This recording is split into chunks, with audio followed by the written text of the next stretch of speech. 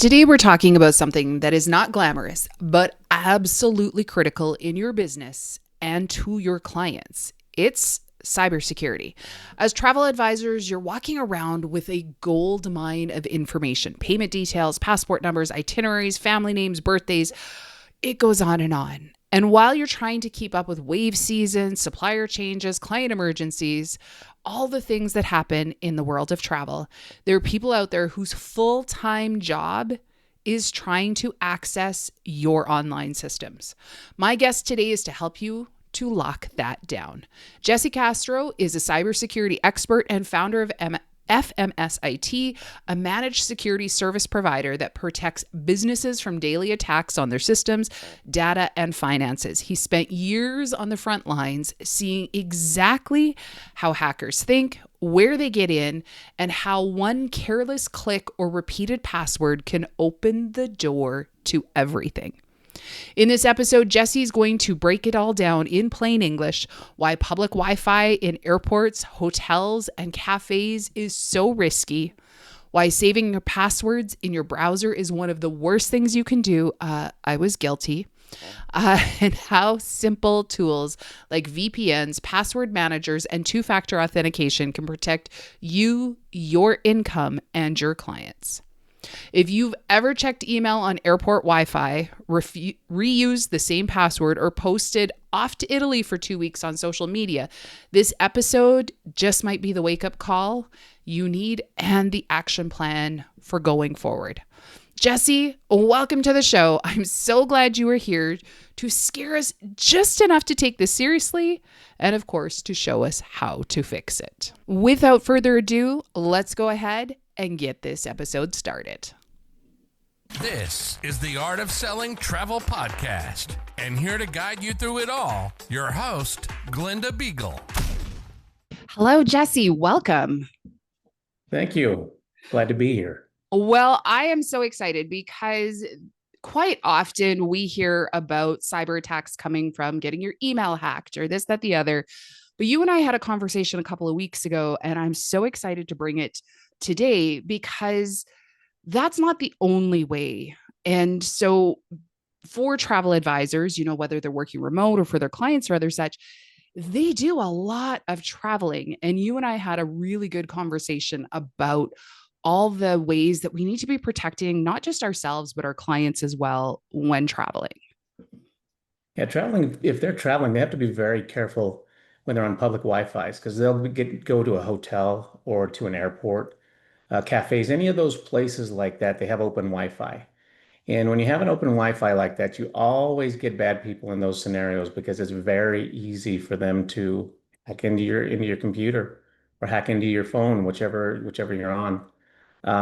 So you have to be careful. You have to know that when you're logging into a place like that, we can get into some of that in a little bit, but you'll want a VPN. You'll want something that takes you off of the network so that you're no longer visible, but you still have internet access. Okay. So for those of us not in the tech space, what is a VPN? The VPN stands for Virtual Private Network, and what it does is it uses somebody else's internet to make it real simple. It uses somebody else's internet connection, but removes you by putting you on a virtual network all on your own so that nobody can see what you're looking at and see what's going on your computer. So it separates you, it segregates the network from your system. So is that going to be something that you download? Is it an external thing? How do you get a VPN? Yeah, VPN is it's a piece of software that goes onto your system, and typically you can use it for up to about 5 different computers, and they're relatively inexpensive. They're lifesavers. We can get into what the good ones are, what the bad ones are, but they're a necessity when you're traveling. Okay, awesome. So when you're saying devices, does that mean we should have them on our cell phones, or is it anything that's hitting Wi-Fi? Anything that hits an open or a public Wi-Fi. So meaning that there's no security on that Wi-Fi, meaning that anybody who logs into that can do a scan and run a scan against any IP that's on that network. And once you find that IP, some people don't realize that they've done things on their computer that allows everybody else to see what's going on. by default, and most people don't realize this, your C drive is typically open. So all you have to do is a couple of things as a cyber person, and you do a C and then a dollar sign after it, and it'll show everything on your C drive. So anything that you have there is now in my eyes. Oh, wow. Huh. So, wow. I number of years ago, I actually got hacked, and I actually thought I had a virus. Took it into my computer guy. He's like, "No, you definitely don't have a virus." It actually took him quite a while, and what he ended up finding is somebody had hacked my Google Drive, and they were able to. They were just in there, and what it was is they were rerouting. And the way I actually discovered it is they had gone in and set up a rule to forward every email that came into me, and I guess their email box or something got full, so it sent me a bounce back. And I was like, what is this? So I got digging. Anyhow, it turned out to be somebody from the Philippines, is where it showed up. And they had got into my Google Drive because for a long time there, everybody was telling me, oh, it's safe. Just let Google save your passwords. And this guy was like, no, no, don't ever do that. And so he showed me how quickly you can go into a Google Drive and hit show passwords, and it would show every single saved password that I had in there. And so he showed me how it was that they were able to then access, my life. Yeah, so let's break that down for just a minute. You said some really important things there. One of the things you said is you saved the password. And when you save the password, you're talking about the actual browser that you're using, saving your password. That is one of the worst things you can do because it's very simple for somebody to go in there and hack it. It's also very simple. So you'll see it on your end as a bunch of stars across your password. But if I go in there, I can go in there and open up that password list really without even the little button that people push to show password. Even if that is missing, I can have your password in 3 seconds, 5 seconds, because I know exactly where to go. So you never want to save any passwords to your browser. It's always best to have a password manager. That password manager it's a lifesaver because you remember one password and it will create all the other passwords that you need for you. You don't even need to remember what those passwords are. You're typically not going to be able to remember them because they're really complicated. But a password manager is what you really want to do. Never save your passwords to the browser because I promise you, in seconds, I'll have that password. Then it's easy for me to do something else. And what's that something else? Well, now I know what your password is. So now I'm going to go start creating a profile on you. I'm going to go to your Facebook page. I'm going to go to all your socials. I'm going to find out why that password matters to you.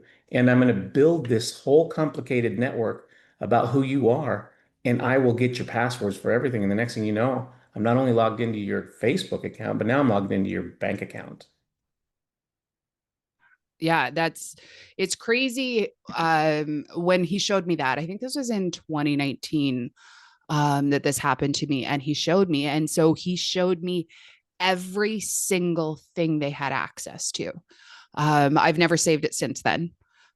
We've used a whole other system, but it was crazy just how fast, because we all always think about viruses and we think about, well, how did they get in there? But sure enough, if you're saving your passwords to your browser, there's so many ways in there. And again, naivete of like 2018, 2019 me, I tried to use the same password so that I didn't have to remember them. And it was the same thing or a variation of the same thing. Now I have a gajillion different types of passwords.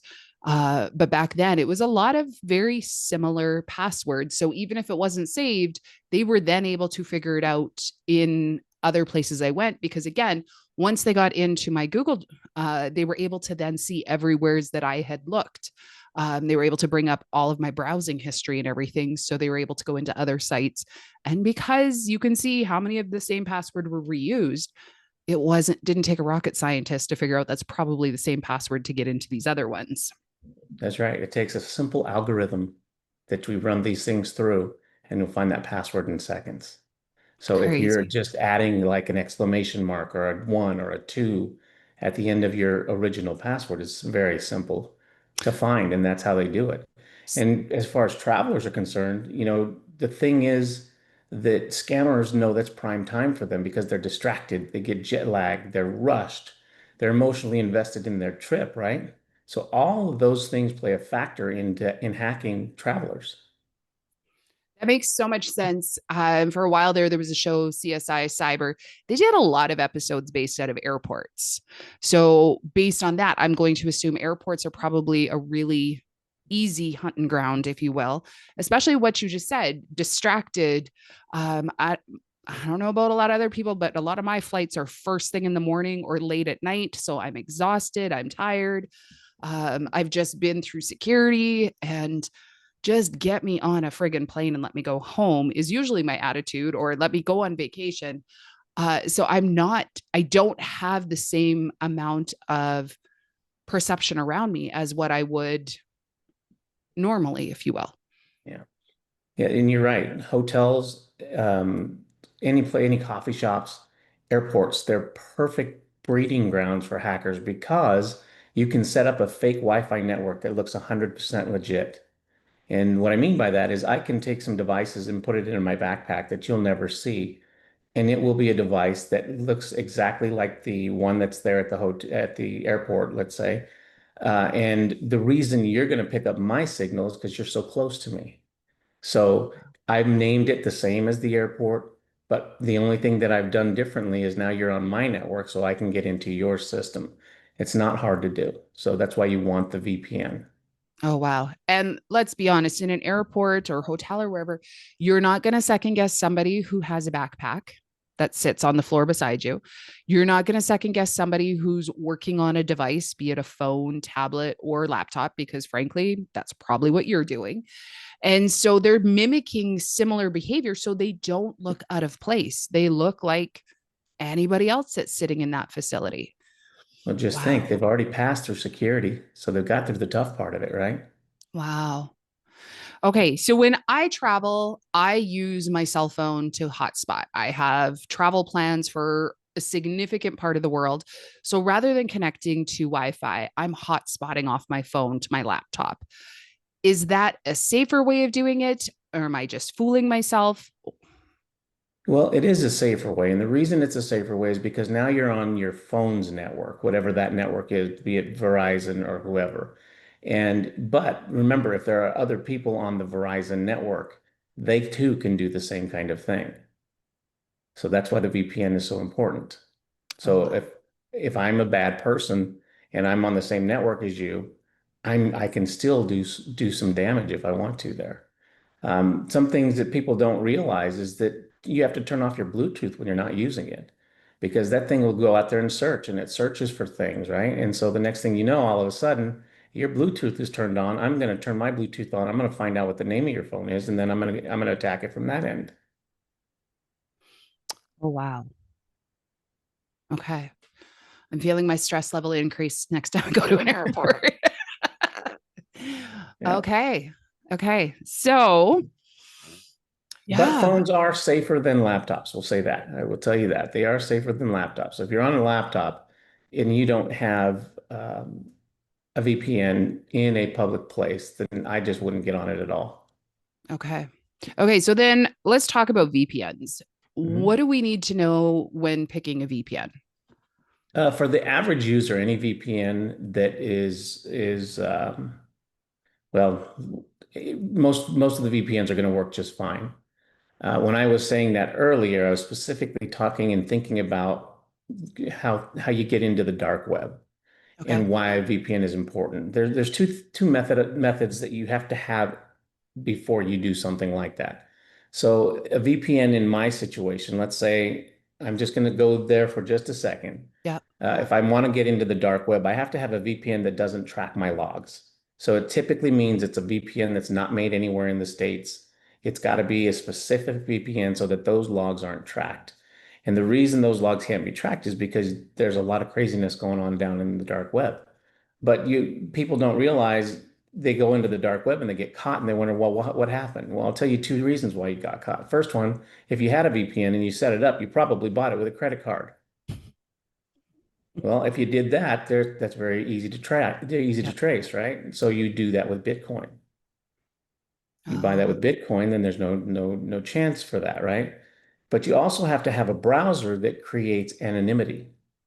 So your browser does not create anonymity. So the reason people get in trouble when they get, let's say there's a pedophile out there that's watching porn.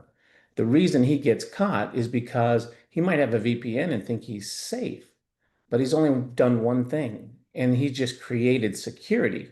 He hasn't created the anonymity. So the browser will tell whoever your ISP or internet service provider is where you've been. And they, by law, have to track some of those things for that very reason. So the cops, the police go and they subpoena that file, and the next thing you know, they have a log of every place this person has been. So without having those two combinations, you cannot go into the dark web safely. That's why understanding the VPN is important. But for the average user, a VPN that tracks the logs is perfectly fine because it will segregate the network. So you no longer are on the same network as everybody else. You're on your own network and people cannot see what you're doing.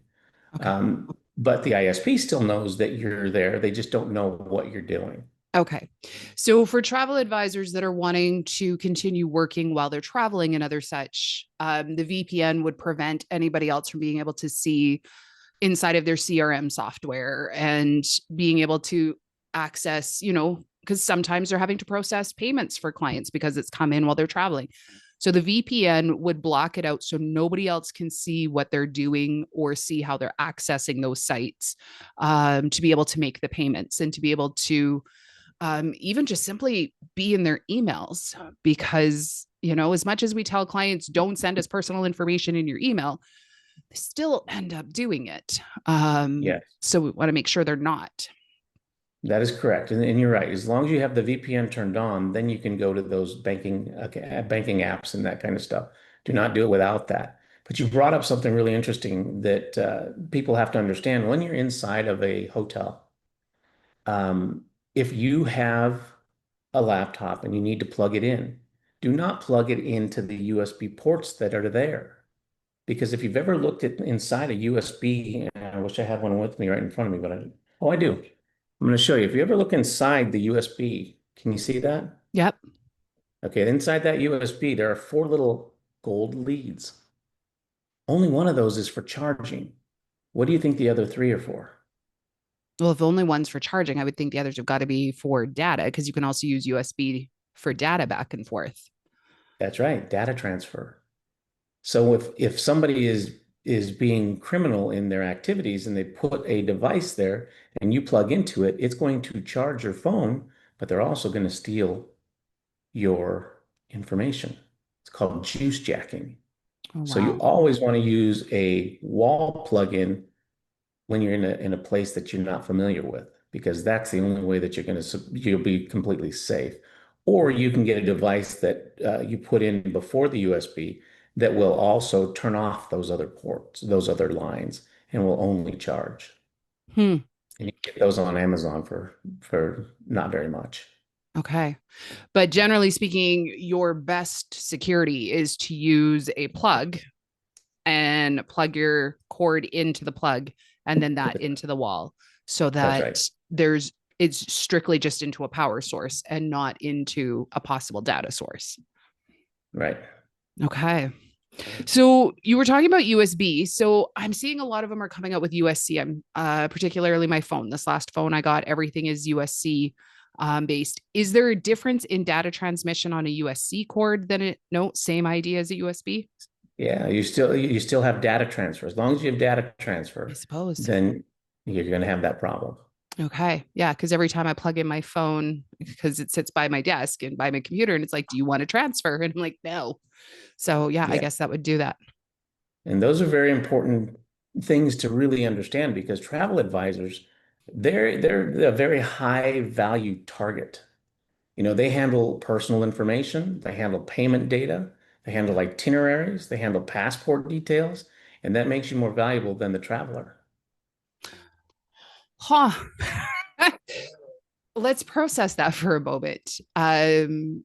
Yeah, because you have, as a travel advisor, you have access not just to a single passenger or a single family of passengers. You have the data for thousands. I think back to when I sold travel, I had a database of like 10,000 plus clients. Um, and holy mackers. Yes. So you Holy. never click on links and emails claiming to be from an airline or a cruise Mm-hmm. line or suppliers. You got to go Yeah. directly to the official website instead. Otherwise, you risk putting all those people in jeopardy.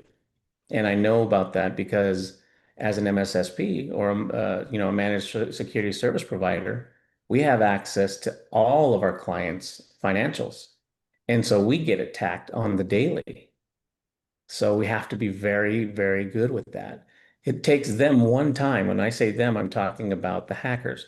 Yeah. They just need one time to be successful. We have to be successful 100% of the time. Wow. Okay. So now, what are some of the things that travel advisors can do to make sure that they're that next level of secure? Yeah, so the things that they can do is, like I said, the people that are, if the travel advisor is actually traveling, those steps that we just talked about, they really need to make sure that they're doing that. Don't use your laptop in a public place unless you're using a VPN and know how to use the VPN. If you don't know how to use the VPN, they're not difficult. You just install it and it will tell you where you can connect. You can connect from anywhere in the world. That's the thing.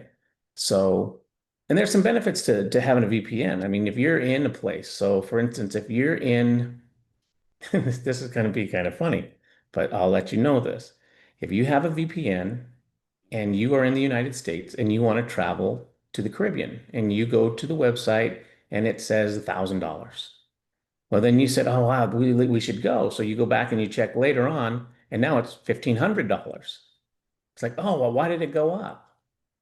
They all do. That's how it works. Mm-hmm. So if you're going to the Caribbean and you have a VPN and you have a Caribbean IP address from the VPN and you buy it from there, you won't see that rate. You'll see a much lower rate.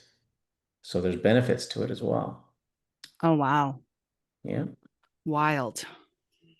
Hmm. Okay. So, circling back, how do we? So, you said for the most part, all VPNs are pretty good, but there are some that are better than others. About what kind of price point are they looking at? So I don't know what I pay for mine. I think I pay 100 and something dollars a year, Okay. but I've had it for a very, very long time. And I use ExpressVPN. It used to be my favorite because they didn't track logs. Well, they recently, like everything else, get purchased and then now logs are being tracked. But Nord is good. NordVPN, ExpressVPN, those are both very good. There's a couple others out there, but those two I would recommend. Okay. Okay. Perfect.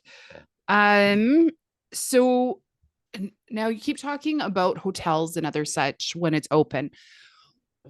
I know that, for example, I travel Marriott quite often. And so I have to put in my hotel room number and I have to put in my email, or not my email, my room name, different things like that.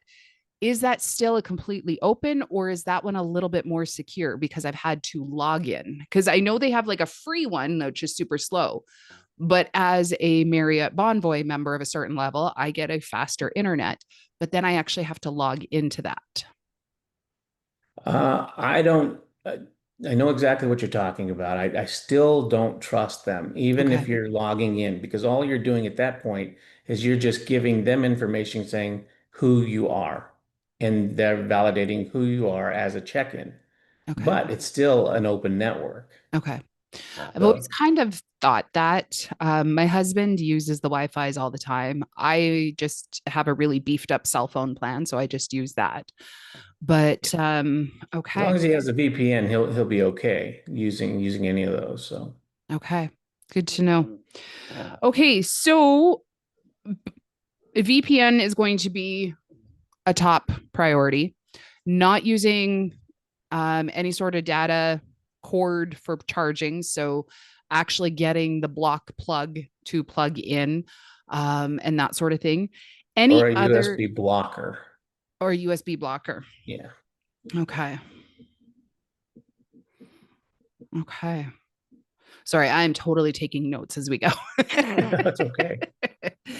What else, or is there anything else that travel advisors can do either for themselves or suggest to their clients in order to keep things more secure while they travel? Yeah, passwords. Passwords are a big deal. Password reuse is the silent killer. If you're reusing passwords, remember one hacked account very often unlocks many others. Okay. So as a travel agency, you got to be very, very careful with that. Um, Also, be careful of your social media posts, right? And getting and creating real world posts saying, "Hey, leaving today," or we'll be in Italy for 2 weeks. You're inviting people to come to your home and mess it up, but they also know where you are. Yeah. So, 2 years ago, I did a cruise and I was posting every day that we were in port and different things like that. Um, and sure enough, my socials, somebody was trying to hack them. And it so happened that it happened a day when I was in port, so I could keep denying it. But I did have the two factor. But I spent, I don't know, 7 hours one day doing constant denials. And then it finally, about an hour before we set sail again, it finally chilled out. And, we were able to, they didn't end up getting it. Once I got home, of course, I did change everything yet again. But it was one of those things where, oh my goodness, were they watching the fact that I was, away or whatever the case was? So it has shifted a little bit while I travel, the way that I post, because I try to do things maybe not the day of, or I like it shifted a little bit in terms of letting people know that I would be completely offline or something of that nature, because it just felt more vulnerable that way.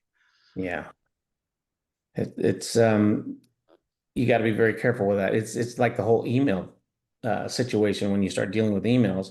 If you don't know who that email is coming from and you weren't expecting it, they're hackers on the email side of things are genius because they use psychology to get you to click. Mm-hmm. And it just takes one click to make that mistake. And I'll give you an example. So, a client of mine, 500 users. Um, I don't know why the person did this, but this was the payroll person who did this. Got a message and it said it's from the CEO. And I don't understand this. And and anytime somebody says that, they get a message from the CEO, they want to drop everything and they want to fix it right away, Mm-hmm. right away. And you can't do that. You have to really think through processes because what she ended up doing was giving all of the W-2 information to a hacker. And so by the time they told me, it was 24 hours later. Oh my By the heavens. time I was able to shut it down, over half of those employees had lost all of their revenue from before. And now everybody in that company has to have a separate Social Security PIN for the rest of their lives because of that one incident. And Oh so my there's things goodness. that you have to be careful of. You just can't, when you start to play with emails, you got to be very, very careful, be cautious with messages that feel urgent or unexpected, especially about flights and hotels and payments, right? Mm-hmm. Instead of clicking links, go directly to the airline or to the hotel official website and check it from that person from that place. Otherwise, you will get yourself in a whole bunch of trouble.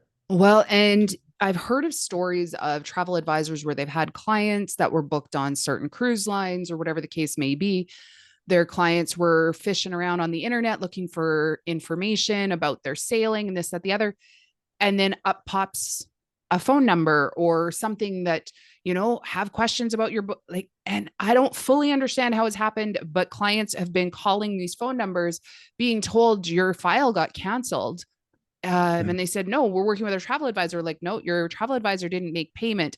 But if you give me $100 or whatever it is, we'll hold it for you. And so they're giving them credit card information. They're like, we want to verify your passport information. So they're giving them all of this information. And it's all because they were just looking around. I think the hardest part for the average person, it would never occur to me to be vile, like to be what these people are. And yet this is how they make their lives, like make their livelihood. This is everything. And I will fully admit to, some of them are not doing it by choice. Some of them have been trafficked or whatever. And so they are in these call centers. So this is their only known survivalhood. Again, this is that whole concept of, I can't imagine, but that's because I just can't imagine living that way. So It seems almost inhumane when you think about it from that perspective, but you're absolutely correct.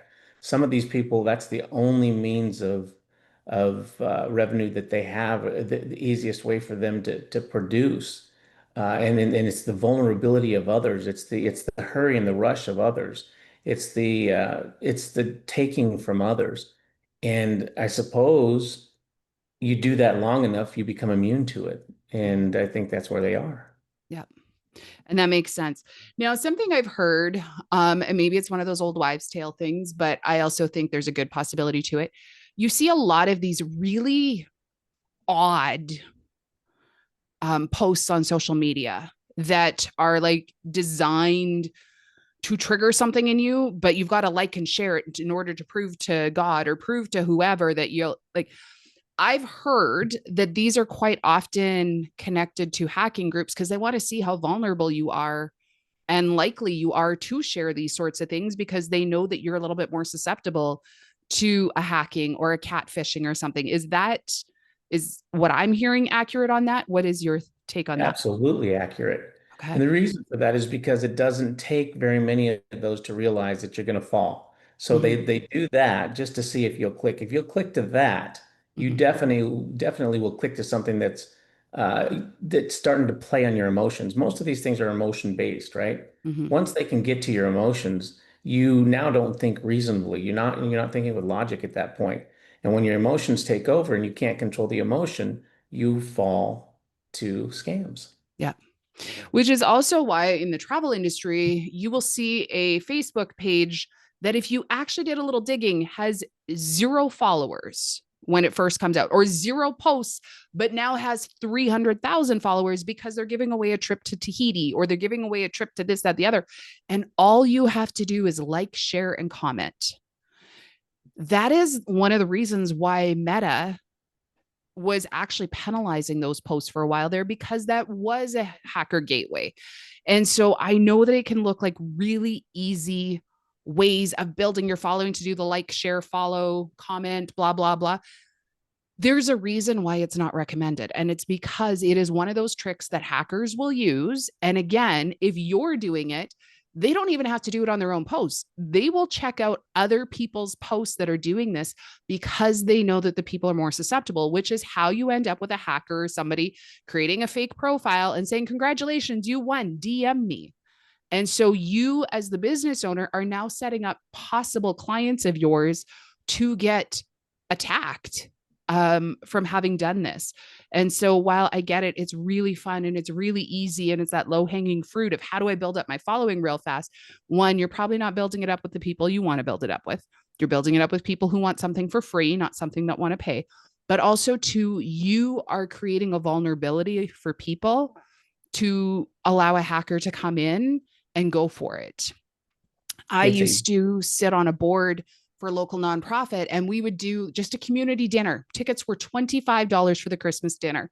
And the moment we posted tickets are sold out, bam, we were hit with so many that would say, I've got tickets available, just DM me and I can't even remember the wording, but basically it was like, I'll Ticketmaster them over to you. I'm like, I printed those out on my own printer. Like, they are paper. We are a little community group of 150 people. These are printed on card stock in my printer. These are not going to be electronically transferred. But yet the moment we said tickets were sold out, so we had to stop using the word tickets and sold out in our posts because of the fact that we would then get all of these people that would come in. And when you look at it, because I do have this little intrigue, so I would try and figure out, yeah, they were like from different parts of Africa, different part. And I'm like, no, no, these are not legit pages. So at times it felt like my full-time job came blocking all of these. And as soon as I blocked that one, a new one would pop up. Yeah, and that's brilliant, brilliant on the hacker side because what they're doing is they're duping the algorithm. And the reason that's important for you to understand and for your followers to understand is because when somebody does that and you go to buy something and a hacker says, I have tickets, it shows that other people you know have bought the tickets. So you trust it. Mm-hmm. And that trust is there, but now you got duped. And that it's a brilliant way to dupe the algorithm. Yeah. So you have to be careful of those kind of scenarios for sure. Yeah. You don't need to be paranoid, but you just need to pause before you click, before you connect, or before you log in. That's what it comes down to, bottom line. Absolutely. And I think that is where travel advisors in today's world, because you'll still hear, are travel agents actually a thing? And they are. And I think in this world of hackers and this world of everything else, never underestimate the power of the human connection and letting them know there is, in fact, a real human on the other line. Um, and so that they can have that a little bit more comfort. Obviously, hackers can set up call centers, but that's where you genuinely can help to shine, and let people know that there is a human who will pick up the phone, who will respond to them. But I also really love, and I want to really highlight what you were saying earlier, is that working in urgency. And I say that because travel, whew, there are days that urgency is through the roof. And so, ironically, I'm just thinking, recently there was an entire outage of airspace across the Caribbean.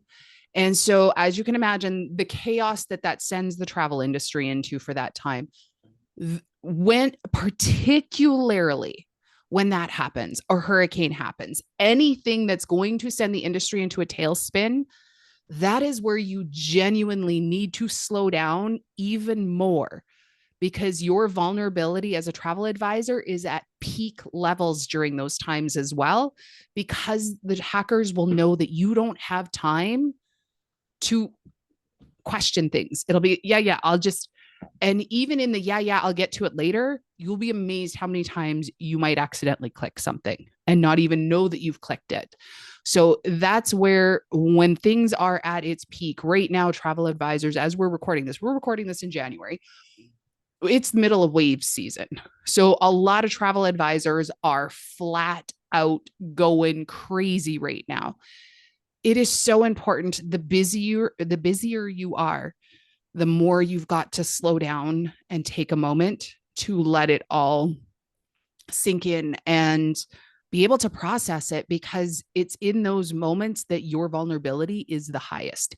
Just the same as when you're at the airport and you're crazy and you're busy and you're getting through security and you're this, that, the other, your vulnerability is at the highest because you taking your eye off the ball. The same is true when you are busy sitting at your home office or your work office, wherever it is. You might think you are fully protected because you are on secure network. You will have this, that, the other. When you are busy, that's when those email ones can come in and get you. Yeah, what you just said there is super important because when it's a full-on outage like that and you're at your busiest, your most frantic, your most crazy time, it's very simple for somebody like me to go in and duplicate your website or duplicate a website that's just like yours and change the URL just ever so slightly so people don't notice, Mm-hmm. and then put that up. And then it's so easy for me to start collecting from stuff like that. So it's not difficult to create and duplicate a website. I can duplicate your website in 15 minutes if I want to. It's not hard for me to do that. So, and it'll look exactly like your website. That's why the emails that come in and that say American Express on them, you have to be very, very careful. You have to look at the link. If that link, the from link is coming from Jimmy's tool shop at something.com, you know that that's not right. So you know you need to get rid of that email. So, and the same thing with the URL. You need to pay very close attention to what it says up in the URL because it's very easy to just mistype something and make it look exactly like what you're doing, especially in a hurry. You just glance over it and that looks okay. Make sure you're using HTTPS when you're on a website. Make sure that little lock is there in the corner. If it isn't there, do not use that website because it is open. Okay. And that's the encryption part of a website. You know what I'm talking about when like when you go to your bank, you see the little lock. Yep. That S stands for the security of that. So, and you need that encryption in order to transfer data back and forth securely. And that's what emails are supposed to do. But it's not always the case. So you have to remember everything that happens on the internet is just a door that's opened up, right? So everything travels through what we call a port. So websites are usually on port 443 when they're going through HTTPS or port 80 when they don't. And so it's another door that's open. And for every door that's open, somebody's going to try to get through it. And so you have to be able to protect those doors. Okay. Awesome. Any final thoughts before we wrap? Because I think that was, I'm headed to go get my VPN all set up. Yes.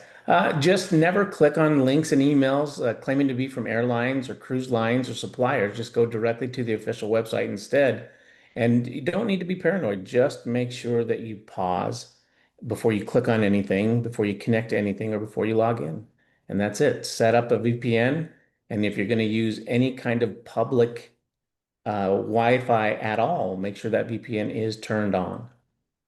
So that actually, new thought just popped in my head. So when you're talking about the public Wi-Fi and other such, I'm just thinking on airplanes or whatnot. Does the VPN work there when you're connected to the airline's Wi-Fi so that you can access the information on the airplane there?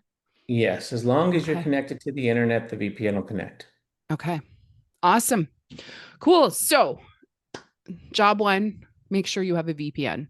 Make sure Yeah. you know how to use it properly and slow down before you click on things, before you open things. Do that.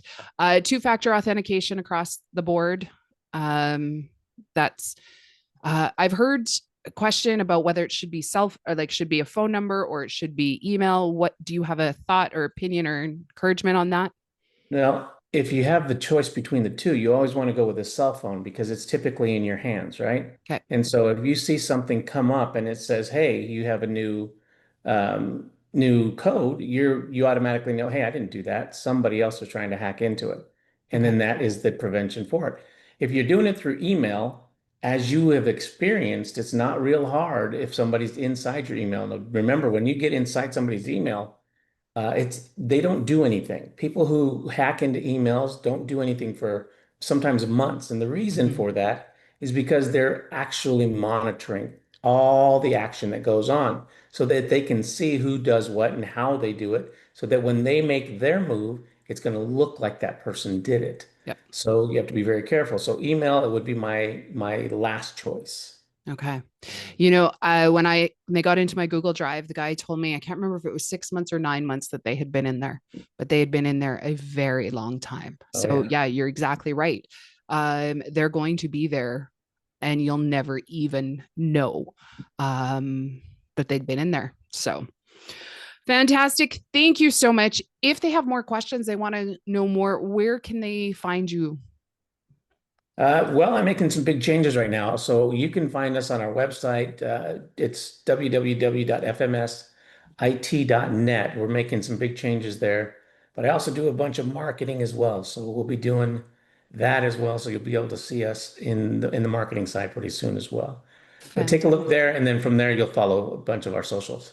Awesome. Awesome. We'll make sure we connect everything up in the show notes. And with that, happy selling.